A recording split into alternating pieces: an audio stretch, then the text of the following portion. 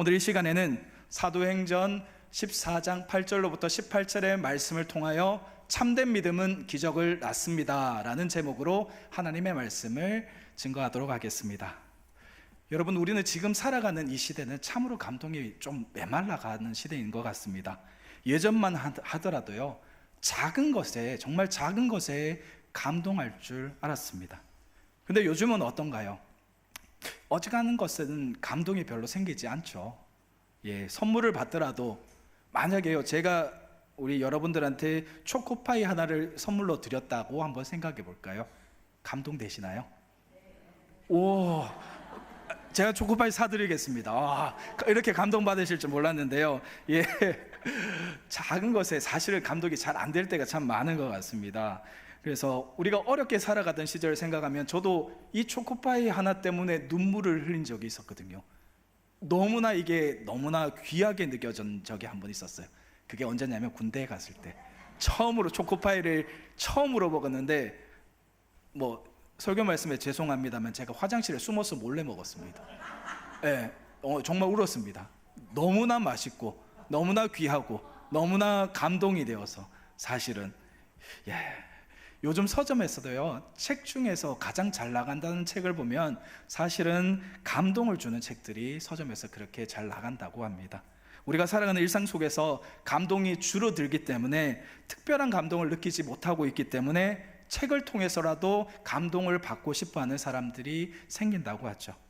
어린이 동화 가운데 혹시 큰일 났다 똥이 마려워, 저 책인데요, 혹시 보신 적 있으세요?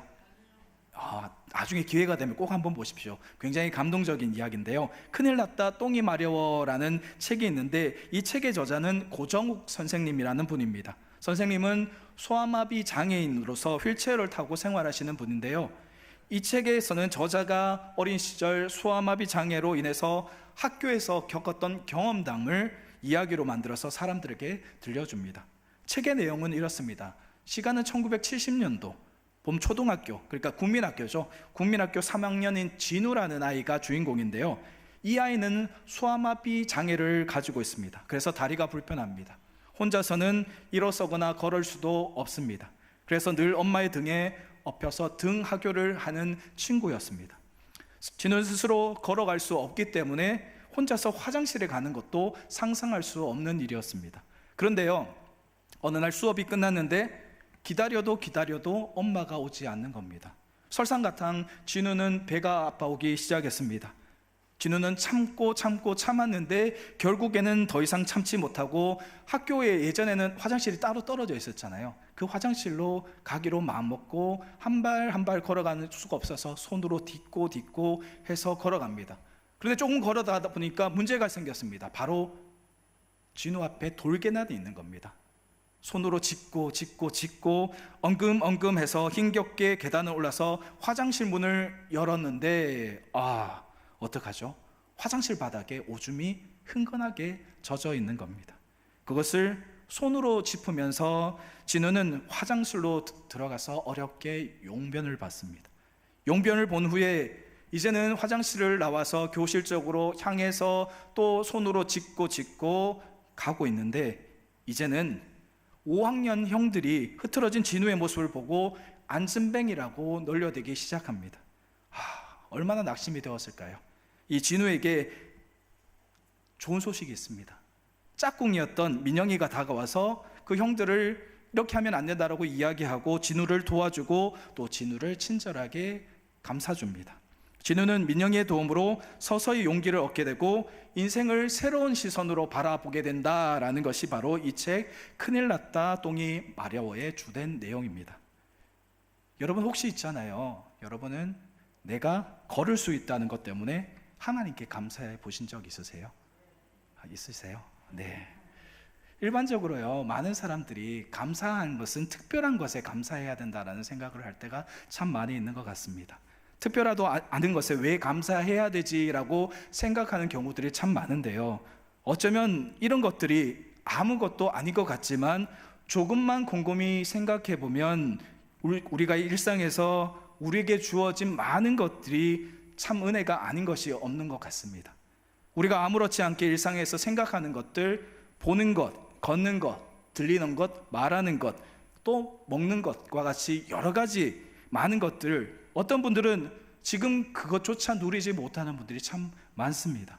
어떤 분들에게는 보는 것이 평생의 꿈인 분들도 계시고, 어떤 분들에게는 걷는 것이나 듣는 것이나 말하는 것이 평생에 한 번만 했으면이라고 생각하는 분들도 계시기 때문입니다. 우리가 이 모든 것을 누리는 것은 사실은요, 여러분, 당연한 것이 하나도 없습니다. 우리 모두 다 하나님의 은혜임을 우리는 분명히 기억해야 될 줄로 믿습니다. 저와 여러분들 모두에게 있는 모든 것들이 다 하나님의 은혜임을 기억할 수 있는 여러분 다 될 수 있기를 주님의 이름으로 축복합니다. 오늘 본문의 말씀을 한번 볼까요? 오늘 본문에는 발을 쓰지 못하는 한 사람이 등장합니다. 사도행전 14장 8절 말씀입니다. 8절 말씀은 함께 보도록 하겠습니다. 시작. 루스드라에 발을 쓰지 못하는 한 사람이 앉아 있는데 나면서 걷지 못하게 되어 걸어본 적이 없는 자라. 아멘. 바울과 바나바는 1차 전도 여행을 하다가 루스드라라는 지역을 방문하게 됩니다. 이 지역을 방문해서 보니까 평생 한 번도 걸어보지 못한 한 사람을 만나게 됩니다. 그런데 그에게 오늘 말씀해 보니 놀라운 기적의 사건이 일어납니다. 그가 바울이 전하는 복음의 말씀을 듣고 있을 때 하나님께서 그의 발을 고쳐주신 것이죠.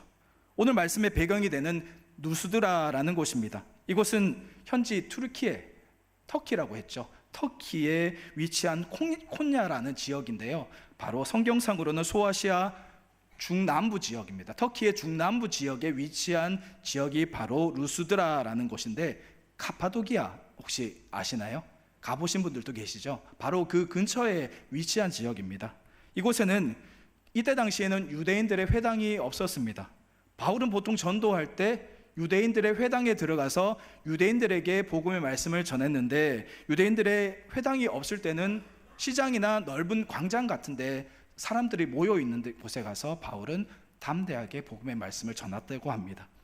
그래서 이 루스드라에는 유대인의 회당이 없기 때문에 바울은 사람들이 모여 있는 광장에 가서 복음의 말씀을 전했습니다. 여러분, 저도 마찬가지인데요, 말씀을 전하다 보면 어느 날 갑자기 눈에 띄는 한 분이 계십니다. 눈이 반짝반짝 빛난다고 하죠. 여기는 계실까요?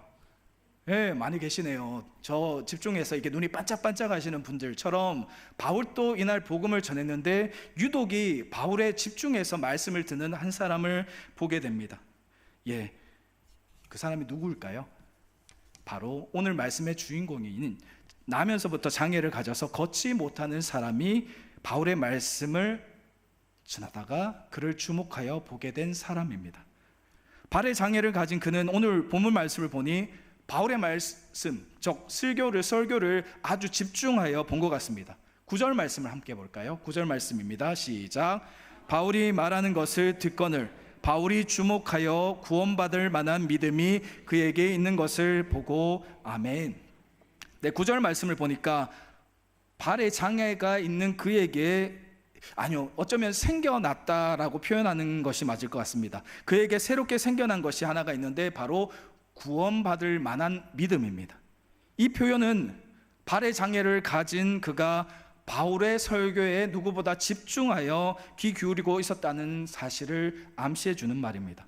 그리고 9절 말씀에 바울은 그를 주목하여 보았다라고 하는데요, 여기서 주목하다라는 말은 헬라어로 아테니조라는 말인데, 이 말의 뜻은 주시하다, 응시하다, 관찰하다라는 뜻을 가지고 있는 말입니다. 바울은 자신의 말씀, 그러니까 본인이 전하는 복음의 말씀에 집중하는 그를 오히려 주목하여 보게 됨으로써 비로소 그가 가지고 있는 것을 바울은 발견하게 되었습니다. 여러분, 바울은요, 오히려 자신이 말씀을 전하다가 자신이 주목하여 볼 수 있는 사람을 발견하게 된 것이죠. 그리고 그를 주목해서 집중해서 보게 되다가 바로 그에게 구원받을 만한 믿음이 있는 것을 보게 됩니다. 여러분, 이것이 아주 중요합니다. 왜냐하면요, 그의 말씀에 대한 경청의 모습이 결국에는 그의 병을 고치는 결과로 나타났기 때문입니다. 그가 한 것은 하나밖에 없어요. 하나님의 말씀, 즉 바울이 전하는 복음의 말씀을 집중해서 경청하며 보고 있었던 것밖에 없죠. 바울은 말씀을 잘 듣고 있는 그에게 선포하면서 말합니다. 본문 10절 말씀입니다. 10절 말씀 또 함께 보도록 하겠습니다. 시작. 큰 소리로 이르되 내 발로 바로 일어서라 하니 그 사람이 일어나 걷는지라. 아멘. 여러분, 바울은요 큰 소리로 명령하듯이 선포합니다. 내 발로 일어서라, 걸어가라. 바울의 말을 듣고 앉아있던 그가 그 자리에 서서 일어나기 시작합니다. 그리고 걷기 시작합니다. 평생 단 한 번도 걸어본 적이 없는 사람이었습니다. 그런데 그가 자신의 의지로 바닥을 딛고 일어섭니다. 그리고 한 발 한 발 자신의 힘으로 걸어가고 있는 거죠. 놀라운 기적이 사람들 앞에서, 그 많은 사람들 앞에서 펼쳐지고 있는 겁니다. 당연히 사람들은 어떻게 했을까요? 난리가 났겠죠. 난리가 났습니다. 루스드라 사람들은 바로 이 한 번도 걷지 못한 사람을 잘 알고 있었습니다. 너무나 눈에 띄었잖아요. 누군지 너무나 잘 알고 있었잖아요. 그런데 바울의 한마디에 이 사람이 자신의 발로 일어서서 걷고 있는 겁니다. 예, 사람들은 이 모습을 보고 어땠을까요? 깜짝 놀랐겠죠. 그리고 사람들은 이렇게 반응합니다. 11절과 12절 말씀입니다. 함께 보도록 하겠습니다. 무리가 바울이 한 일을 보고 루가우디아 방언으로 소리 질러 이르되 신들이 사람의 형상으로 우리 가운데 내려오셨다 하여 바나바는 제우스라 하고 바울은 그 중에 말하는 자이므로 헤르메스라 하더라. 아멘. 네, 맞습니다. 사람들은 기적이 일어났다라고 소리를 지릅니다. 그리고 바나바와 바울을 보고 어떤 사람들은 신이 우리에게 내려오셨다라고 하면서 사람들이 있는 장소는 소란스러워지고 사람들은 흥분이 되어 크게 소리 지릅니다. 어떤 사람은 바나바에게는 제우스라고 이야기합니다. 그리고 바울에게는 헤르메스라고 이야기합니다. 제우스는 누군지 아시죠? 로마 신화에 나오는, 그리스 신화에 나오는 신중의 신, 신중의 왕이 바로 제우스입니다. 그리고 헤르메스는요 모자와 신발이 날개가 달린, 그러니까 가지 못하는 곳이 없는 그런 신을 바로 헤르메스라고 하죠. 그리고 더 이어서요, 이때 당시 이곳에는 제우스의 신전이 있었습니다. 제우스의 신전의 제사장은 황소와 황원까지 가져와서 바울과 바나바에게 제물을 바치려고까지 합니다. 신으로 알았다는 거죠. 놀라운 일이 자신들의 눈앞에서 일어났고 자신들이 직접 목격했기 때문에 신이 오셨다라고 생각한 겁니다. 이때 바울은 어떻게 했을까요? 그래, 나는 신이야 라고 이야기했을까요? 아닙니다. 바울은요, 우리가 고친 것이 아니라고 오히려 펄쩍댑니다. 우리는 당신들과 똑같은 사람이다, 똑같이 숨을 쉬고 당신들과 똑같이 살아가는 사람이다 라고 이야기합니다. 그리고 누가 고쳤다고 말씀했을까요? 예, 바울은 바로 하나님이 이 모든 일을 일으키셨다라고 선포합니다. 여러분, 모든 능력은 바울의 것이 아니라 누구의 것일까요? 하나님의 것이죠. 예, 하나님의 능력으로 병자가 고침받은 겁니다. 여러분, 우리도 이것을 분명히 기억해야 합니다. 하나님께서는 불가능이 있으신가요? 없으신가요? 맞습니다. 아멘. 하나님께서는 불가능이 없으십니다. 어떠한 병도 다 고칠 수 있으십니다. 그러나 하나님의 생각은 병을 고치는 것만 중요한 것이 아니라 한 영혼이 복음을 듣고 구원을 얻는 것이 하나님께는 더 중요합니다. 그래서 하나님은 걷지 못한 사람의 발을 보신 것이 아니라 그의 믿음의 모습을 보신 겁니다. 그래서 그의 발만 고쳐주신 것이 아니라 그의 영혼도 함께 고쳐주신 것이죠. 여러분, 일반적으로 사람들의 관심은 발에 있습니다. 그런데 하나님의 관심은 사람의 발에 있는 것이 아니라 그의 영혼에 있는 것임을 우리는 분명히 기억해야 될 줄로 믿습니다. 여러분, 일반적으로 우리는요, 사람의 문제를, 그러니까 즉 발만 고쳐주면 모든 것이 잘 될 수 있을 것만 같습니다. 걷지 못하는 발이 문제다, 그러니 발만 고쳐주면, 그 문제만 해결되면 다 잘 살 수 있을 것이다. 그런데 그게 다가 아니에요. 때로는 육신을 고침받았지만 구원의 길로 가지 못하는 사람들이 있습니다. 요즘에는 부흥회가 참 많이 사라졌죠. 여러분 젊은 시절에 어떠셨어요? 부흥회가 참 많았지 않나요? 은사 부흥회, 치유 부흥회, 여러 교회에서 많은 부흥회들이 있었습니다. 그때마다 많은 병자들이 모여들었고 기도하고 찬송하고 예배하며 또 안수받으며 많은 분들이 병을 고쳤던 걸로 기억하고 있습니다. 그런데요, 그래서요, 지금은요, 그분들 다 어디 가셨을까요? 병 고침 받았던 분들, 뜨겁게 기도하고 뜨겁게 소리 지르고 뜨겁게 소망했던, 그래서 하나님으로부터 치유를 받았던 그 많은 분들, 병 고침 받아 이제는 내 인생 주님만을 위해서 살겠습니다 라고 고백하셨던 분들 다 어디로 가셨을까요? 기도드리고 믿음으로 소망하여 고침 받았는데 이제 아픈 것이 다 사라지고 문제도 다 해결되고 나니 그분들 다 어디로 가신 걸까요? 제가 말씀을 준비하면서요, 마치 이런 생각이 들었습니다. 예수님을 통해서 나병을 고침받은 10명 가운데 오직 한 명, 당시 천대받던 사마리아 사람만이 다시 돌아와서 예수님께 감사를 표현한 것처럼 육신은 고침받았지만 영혼은 하나님이 아니라 세상으로 오히려 향하고 아직 그 영혼이 고침받지 못한 사람들이 많다라는 생각을 하게 되었습니다. 여러분, 우리는 이것을 기억해야 됩니다. 영혼이 망가지면요, 온전한 육신이 있다고 해도 완전히 망가지는 겁니다. 그렇지 않나요? 겉은 멀쩡한데요, 영혼이 썩어 있으면 그는 썩은 거라니까요. 여러분, 하나님이 어떤 사람을 고쳐주실까요? 어떤 사람을 구원해 주실까요? 구원받을 만한 믿음을 가진 사람을 고쳐주시고 구원해 주십니다. 그래서 그만한 믿음을 갖는 것이 아주 중요합니다. 나의 육신의 문제, 나의 문제를 주목하는 것이 아니라 그 아픈 육신과 문제를 해결해 주시는 하나님을, 그래서 우리는 온전히 바라봐야 한다는 것이죠. 내 문제만 바라보면요, 해결점이 없습니다. 그런데 문제의 시작과 끝이 되신 하나님을 바라보고 의지하고 믿음으로 나아간다면 해결책을 우리는 찾을 수가 있게 되는 겁니다. 여러분, 우리들의 믿음은 어떻습니까? 과연 나는 구원받을 만한 믿음을 가지고 있으십니까? 여러분, 구원받을 만한 믿음을 가진 사람들의 특징이 있어요. 어떤 특징일까요? 그것은 바로 하나님의 말씀을 아주 잘 듣는다, 집중해서 듣는다라는 것입니다. 즉, 설교 말씀을 잘 듣는다는 거죠. 오늘 본문에 나오는 발을 못 쓰는 사람도 그랬습니다. 그는 바울의 설교를 열심히 들었습니다. 바울의 눈에 그가 왜 띄었을까요? 그저 장애가 있다고 해서 바울의 눈에 띄었을까요? 그게 다는 아니었을 겁니다. 네, 그는 열심히 있는 눈빛이, 그의 집중하는 그의 태도가 바울의 눈에 들어왔던 것이죠. 바울은 열심히 복음을 전하는데 누구보다 그 사람이 복음의 말씀을 마음에 받아들이는 모습을 보고 비로소 바울은 그를 주목하여 보기 시작했던 겁니다.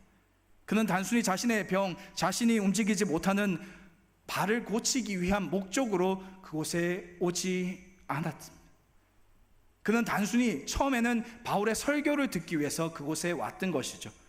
그래서 자기가 먼저 나서서 바울 선생님, 제 발 좀 고쳐주세요 말하지 않았습니다. 자신이 요청하지 않았음에도 바울은 그 사람이 말씀에 주목하는 모습, 눈빛, 그리고 그의 믿음을 보고 그 문제를 하나님께 요청하고 성령의 능력으로 해결을 해준 것입니다. 여러분, 권면드립니다. 말씀 잘 들으셔야 합니다. 강단에서 선포되는 말씀, 누구를 위한 말씀일까요? 네, 옆에 계신 분들을 위한 말씀일까요? 예. 아니면 뒷집 아주머니, 앞집 아저씨를 위한 말씀일까요? 아니죠. 바로 나를 위한 말씀 아닌가요? 그러면 여러분, 귀한 시간을 내서 이곳에 계신 이유는 뭘까요? 다른 분한테 하는 말씀 듣고 싶어서 이곳에 계신 건 아니잖아요. 다른 사람한테 전하는 말씀 구경하려고 여기 계신 거 아니시죠? 하나님의 말씀을 듣기 위해서 아닌가요? 그렇다면 여러분, 이 귀한 시간 집중해서 잘 들으시는 것이 귀한 시간을 낭비하지 않는 길입니다. 맞죠? 여러분, 그러면 우리는 말씀 들을 때 어떤 자세와 태도로 말씀을 듣는 것이 맞을까요? 여러분, 우리는요, 이곳에 어떤 분의 말을 듣기 위해서 온 것이 아닙니다. 어느 누가 이 강단에서 말씀을 전한다 해도 선포되는 말씀이 동일한 하나님의 말씀이라는 것을 생각하고, 모든 말씀이 하나님의 말씀이다 라고 생각하고 집중해서 말씀을 들을 때, 하나님은요, 말씀 듣는 나를 비로소 주목해 보신다라는 겁니다. 하나님이 나를 주목해 보신다니까요. 나는 그저 하나님의 말씀만 집중해서 들었는데, 하나님은 저 이런 문제 있으니까 하나님 도와주세요 말하지 않더라도 내 문제를 다 아시고 그 문제를 보고 계신다라는 겁니다.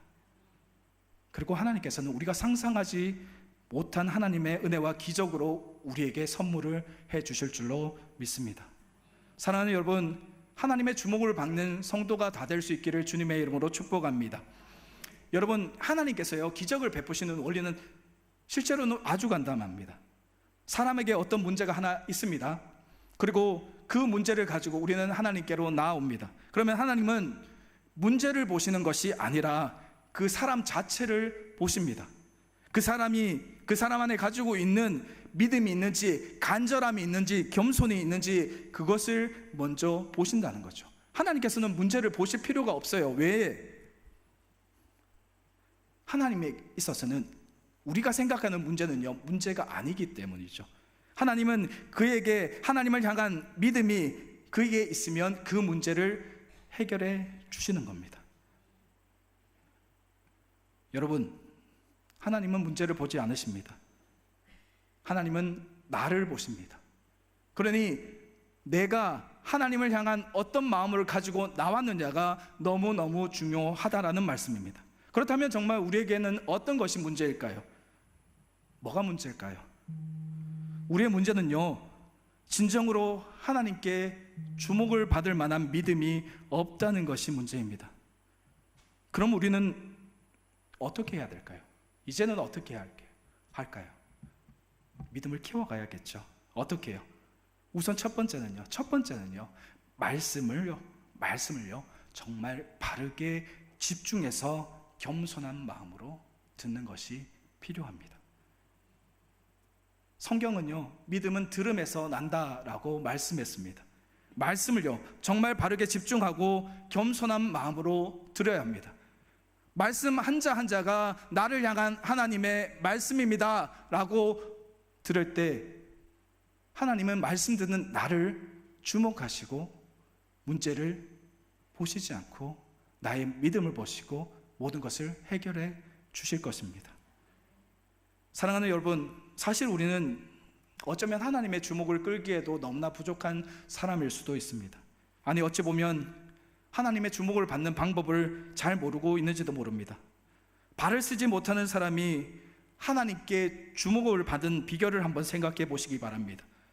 여러분, 발을 쓰지 못하는 사람은요, 발을 쓰지 못했기 때문에 쉽게 걸을 수 없는 형편인데도 불구하고 바울이 전하는 하나님의 말씀, 복음의 말씀을 듣기 위해서 어려운 걸음으로 그까지 나왔던 겁니다. 그리고 말씀에 내 발로 일어서라 라는, 일반적으로 보았을 때는 정말로 이해하기 힘든 그 말씀에도 즉각 순종하는 구원을 받을 만한 믿음을 그는 가지고 있었습니다. 여러분, 이 두 가지는 아주 중요합니다. 믿음 없이는 말씀만 들어서도 안 되고, 믿음이 있다고 말씀을 소홀히 해서도 안 된다는 것입니다.